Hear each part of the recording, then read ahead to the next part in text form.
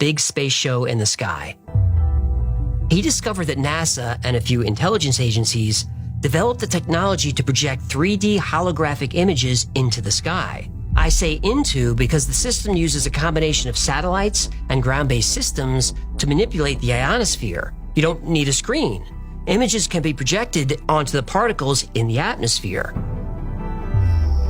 The projections will appear so lifelike that people will believe they are witnessing a miracle. The dominant god of each region will appear in the sky. Imagine looking up and seeing Jesus, Muhammad, Buddha, all speaking to their followers in their own language. Their god will tell them their beliefs are all wrong, then will slowly morph into a new god. This is the first appearance of the new Messiah, God of the New World Order.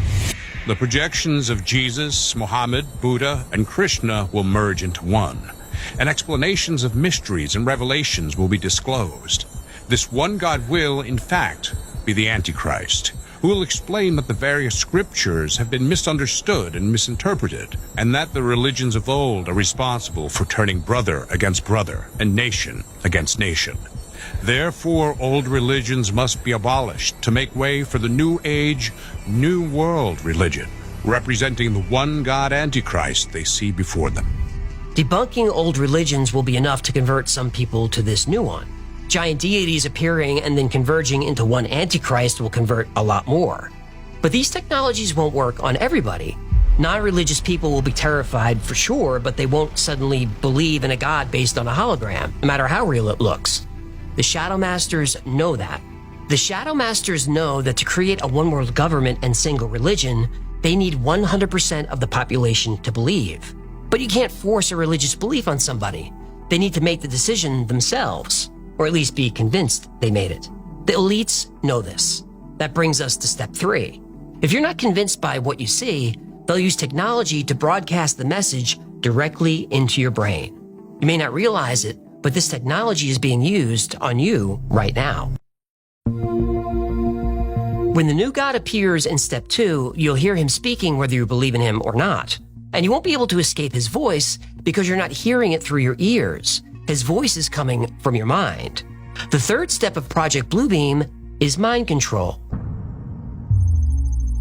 They'll use electromagnetic waves to interfere with brain function. They can shape perceptions, create emotions, and influence beliefs. The third step in the Bluebeam project uses electronically augmented two-way communication, where ELF, VLF, and LF waves will reach each person from within his or her own mind, convincing each of them that their own God is speaking to them from the very depths of their own soul. Such rays from satellites are fed from the memories of computers that have stored massive data about every human on Earth and their languages. The rays will then interlace with their natural thinking to form what we call diffuse artificial thought. That kind of technology goes into the 1970s, 1980s, and 1990s research where the human brain has been compared to a computer. Information is fed in, processed, integrated, and then a response is formulated and acted upon. We know for a fact that the US military and intelligence have experimented with mind control.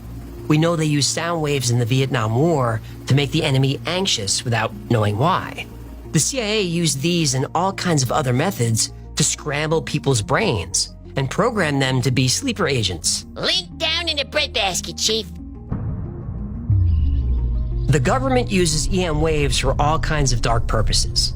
They've patented a device that can trigger emotions in a target from a half-mile away. But what's really scary about the patent is that it claims it can piggyback its signal onto any frequency. That would mean we can never escape it. Everything that uses electricity has an electromagnetic field. Think you're safe living off the grid? Nope. Radio signals can bounce off the ionosphere and reach anywhere in the world. The fourth and final stage of Project Bluebeam is the most sinister. Serge Manasse predicts a universal supernatural manifestation with electronic means. In other words, an alien invasion. The elites will promise to unite and defend the world against our common enemy. But to do that, they'll need emergency power. But it's only temporary, so we won't resist authority. We'll beg for it.